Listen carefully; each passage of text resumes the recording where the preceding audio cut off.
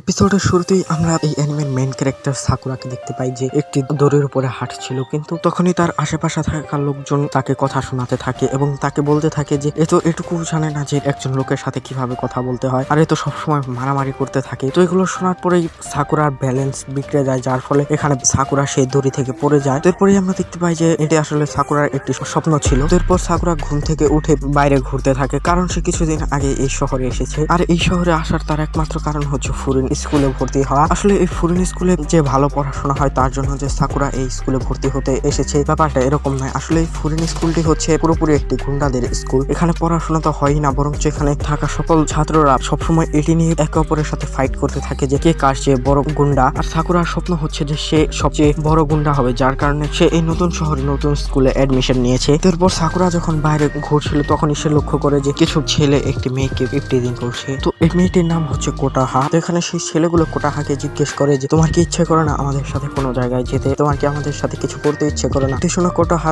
তাদেরকে জানায় যে হ্যাঁ, আমার ইচ্ছে তো করছে, আমার ইচ্ছে করছে যে আমার হাতে থাকা সকল ডিমগুলো আমি তোমার মাথায় মারি, কিন্তু এতে এই ডিমগুলো নষ্ট হবে, যার কারণে আমি এগুলো করবো না। তো ভালোই ভালোই আমাকে এখান থেকে যেতে দাও। তো এটি বলে যখন কোটাহা সেই জায়গা থেকে চলে যাচ্ছিল তখনই সেই ছেলেটি কোটাহার হাত ধরে ফেলে, আর এমন সময় সেখানে পিছন থেকে সাকুরা সেই ছেলেটির কাঁধে হাত রাখে এবং সেখানে মনে মনে বলে যে আমার সেই সকল মানুষ একদম পছন্দ না যারা দুর্বল হওয়া সত্ত্বেও শক্তিশালী হওয়ার নাটক করে। তেমন সময় সেই ছেলেটি সাকুরাকে বলে কিরে তোর আবার কি হয়েছে, তুই কি এখানে হিরো সাজতে এসেছিস? তো সেই ছেলেটির এতটুকু বলা মাত্রই সাকুরা সেই ছেলেটির মুখে একটি পাঞ্চ মারে, আর এরপরে আমরা দেখতে পাই যে সাকুরা একে একে সেখানে থাকা সবগুলো বাজে ছেলেকে মেরে পুরো মাটিতে শুইয়ে ফেলে এবং সে সেখান থেকে চলে যেতে থাকে। তেমন সময় সেখানে সাকুরার কাছে কোটোহা আসে এবং সেখানে সাকুরাকে ধন্যবাদ জানায় তাকে হেল্প করার জন্য। তো এটি দেখে সাকুরা একদম বিশ্বাসই হচ্ছিল না যে কোনো মেয়ে তাকে ধন্যবাদ বলছে, কারণ সাকুরা যে জায়গা থেকে বিলং করে সেই জায়গায় সবসময় তাকে কেউ না কেউ অপমানই করেছে। তো এই বিহেভিয়ারটি সাকুরার জন্য একদম নিউ, আর যার ফলে সেখানে নিজের ইমোশন এক্সপ্রেস করতে পারে না, আর যে কারণে সেখানে সাকুরার উপর রাগ দেখিয়ে বলে যে আরে না, আমি সেটি তোমাকে বাঁচানোর জন্য করিনি, সেই ছেলেগুলো আমাকে অনেক বেশি ইরিটেট করছিল যার ফলে আমি তাদেরকে মেরেছি। তো এগুলো শুনে কোটোহা বুঝে যায় যে সাকুরা কি বলতে চাইছে এবং সেখানে সাকুরাকে জিজ্ঞেস করে তোমার কি খিদে পেয়েছে? সাকুরা তো আগে থেকে রেগেছিল, যার ফলে এখানে সাকুরা মানা করে দেয়। কিন্তু এরপরের সিনে আমরা দেখতে পাই যে সাকুরা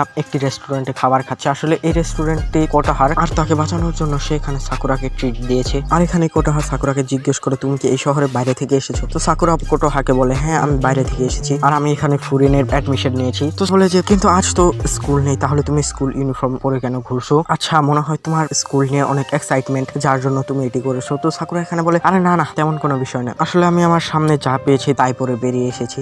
তো তাদের কথা বলার মাঝেই কোটোহা সাকুরার মুখের একদম সামনে চলে আসে, আর এখানে কোটোহা সাকুরাকে জিজ্ঞেস করে তুমি কি তোমার চুলে কালার করেছো আর তোমার চোখে কি অন্য রকমের কোনো লেন্স লাগিয়েছো? সে যাই হোক, কিন্তু তোমার এই লুক আমার অনেক ভালো লেগেছে। তো এটি শোনা মাত্রই সাকুরা সেখান থেকে লাফ দিয়ে দূরে সরে যায় এবং বলে যে এই মেয়ে, তুমি আমার সাথে এত ফ্রেন্ডলি বিহেভ কি করে করতে পারছো? আসলে সাকুরার সমস্যাই হচ্ছে এটা যে সে খুব সহজে কাউকে বিশ্বাস করতে পারে না, আর সে সবসময় মারপিট নিয়ে চিন্তা করতে থাকে। তো এদের কথাবার্তার মধ্যে একটি বুড়ো লোক সেখান থেকে চলে যাচ্ছিল, কিন্তু এমন সময় সেখানে সাকুরা সেই লোকটিকে ডাক দেয় এবং সে তাকে বলে যে আপনি আপনার এই জিনিসটি ফেলে যাচ্ছিলেন। তো এটি দেখে সেই বুড়ো লোকটি অনেক খুশি হয় এবং সাকুরা তাকে তার ব্যাগটি দিয়ে দেয়। তারপরে সে বুড়ো লোকটি যাওয়ার পরে সাকুরা কোটোহাকে বলে যে সে ফরেনের টপ গুন্ডা হবে, যেটা শুনে কোটোহা সাকুরাকে বলে যে না, তুমি বর্তমানে যে পরিস্থিতিতে আছো সেই পরিস্থিতিতে তুমি মোটেও ফরেনের টপ মেম্বার হতে পারবে না। যেটি শুনে সাকুরা অনেক বেশি রেগে যায় এবং সেখানে কোটোহাকে বলে তুমি কি বলতে চাইছো, আমি দুর্বল? তুমি চিন্তাও করতে পারবে না যে আমি কতটা শক্তিশালী। এটি শুনে কোটোহা সাকুরাকে বলে আরে না, আমি তোমার মাসেল পাওয়ারের কথা বলছি না, আমি বলতে চাইছি যে তুমি পুরোপুরি এক আপ, যার কারণে তুমি ফরেনের টপ গুন্ডা হতে পারবে না। এখানে সাকুরা কোটোহাকে বলে যে আমি অনেক বেশি শক্তিশালী, তাই আমার কারোর সাহায্যের প্রয়োজন নেই, আমি একাই ফরেনের টপ গুন্ডা হতে পারবো। এরপর কোটোহা সাকুরাকে বলে যে তোমার হয়তো ফরেনের কোনো স্টুডেন্টের সাথে দেখা করা উচিত, তাহলে তুমি আপনা আপনি বুঝে যাবে যে আমি কি বলতে চাইছি। তো এরপর সাকুরা সেই রেস্টুরেন্ট থেকে বাইরে চলে আসে। তো অন্যদিকে আমরা শহরের মধ্যে দেখতে পাই যেখানে কিছু গুন্ডা শহরে তছনছ চালাচ্ছিল, আর এদের লিডার সেই ছেলেটি ছিল যাকে কিছুক্ষণ আগে সাকুরা মেরেছিল। তো এখান থেকে সিন শিফট হয় সাকুরার কাছে, যেখানে আমরা সাকুরার হাতে কিছু চকলেট দেখতে পাই। আসলে এই চকলেট গুলো তাকে সেই বুড়ো লোকটি দিয়েছিল যার ব্যাগ সে ফিরিয়ে দিয়েছিল। তো এই শহরের মানুষের এত ফ্রেন্ডলি বিহেভ দেখে সাকুরা অনেক বেশি বিরক্ত হচ্ছিল, আর সেইগুলো বিশ্বাসই করতে পারছিল না যে কেউ তার সাথে এত ভালো ব্যবহার করছে। তো এর মধ্যেই সেখানে সেই ছেলেটি চলে আসে এবং সেখানে সাকুরাকে ধরে ফেলে এবং সে সাকুরাকে বলে যে কি বলেছিলে জানো তুমি, যে দুর্বলদের বলো আমার থেকে দূরে থাকতে আর শক্তিশালীদের আমার কাছে পাঠিয়ে দেও ফাইট করার জন্য। তো দেখো আমি চলে এসেছি, আর তুমি তোমার চেহারা এগুলো কি করেছো? তোমার চেহারা তো দুই রঙে ভাগ করা, একদম একটি বিড়ালের মতো। আর এটি বলে সেই ছেলেগুলো এখানে সাকুরাকে বিড়াল বলে খেপাতে থাকে, আর এগুলো শুনে সাকুরা একটু হাসে এবং সেখানে মনে মনে বলে যে অবশেষে কেউ তো আমার সাথে একটু নর্মাল বিহেভ করছে। মানে এখানে সাকুরা যে পরিবেশে বড় হয়েছে সেই পরিবেশটাই তো হয়তো তার জন্য নর্মাল হবে। আর তাকে ছোট থেকেই মানুষ কথা শুনিয়েই এসেছে, যার কারণে এই জিনিসটি সাকুরার জন্য একটি নর্মাল বিষয় হয়ে গিয়েছে। কিন্তু আজ যখন কোটোহা এবং সেই বৃদ্ধ লোকটি সাকুরার সাথে ভালো ব্যবহার করেছে, যেটি সাকুরার সম্পূর্ণভাবে আনএক্সপেক্টেড ছিল,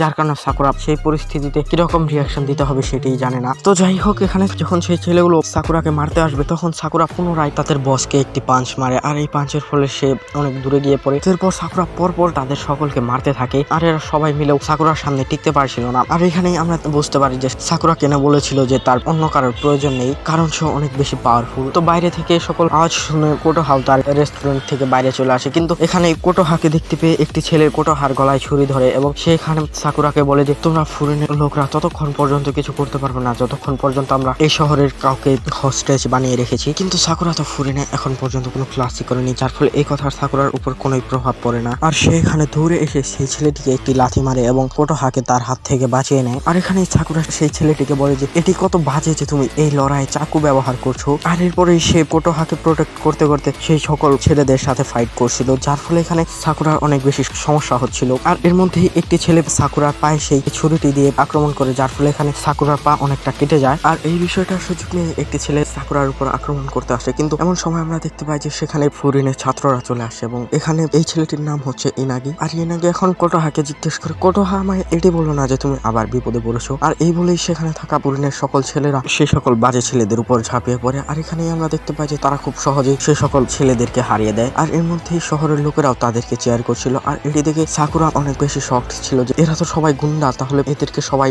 সাপোর্ট কেন করছে। আর এখানেই কোটোহা সাকুরাকে জানায় যে আজ থেকে 2 বছর আগে ফুরিন তেমনটাই ছিল যেমনটা তুমি বলেছিলে, কিন্তু আজ থেকে ঠিক 2 বছর আগে এগুলো সম্পূর্ণভাবে পরিবর্তন হয়ে যায় যখন থেকে এরা শহরের মানুষের সাহায্য করা শুরু করে। আর এই কারণেই এই শহরের মানুষেরা এদেরকে একটি নাম দিয়েছে, আর এটি হচ্ছে উইন্ড ব্রেকার। আর তখনই তারা এই শহরের এন্ট্রান্সে একটি বোর্ড লাগিয়েছিল। আর এমন সময় ইনাগি সে সকল ছেলেদের উদ্দেশ্যে বলে যে তোমরা কি পড়াশোনা জানো না? তোমরা কি দেখোনি যে বোর্ডে কি লেখা আছে যে যদি এই শহরে কেউ শান্তি নষ্ট করে তাহলে ফুরিনের ছাত্ররা তাদেরকে ছাড়বে না। আর এরপরে শহরের লোকেরা নিজেদের বাড়ি থেকে বাইরে চলে আসে এবং তারা এখানে ফুরিনের ছাত্রদেরকে ধন্যবাদ দিতে থাকে।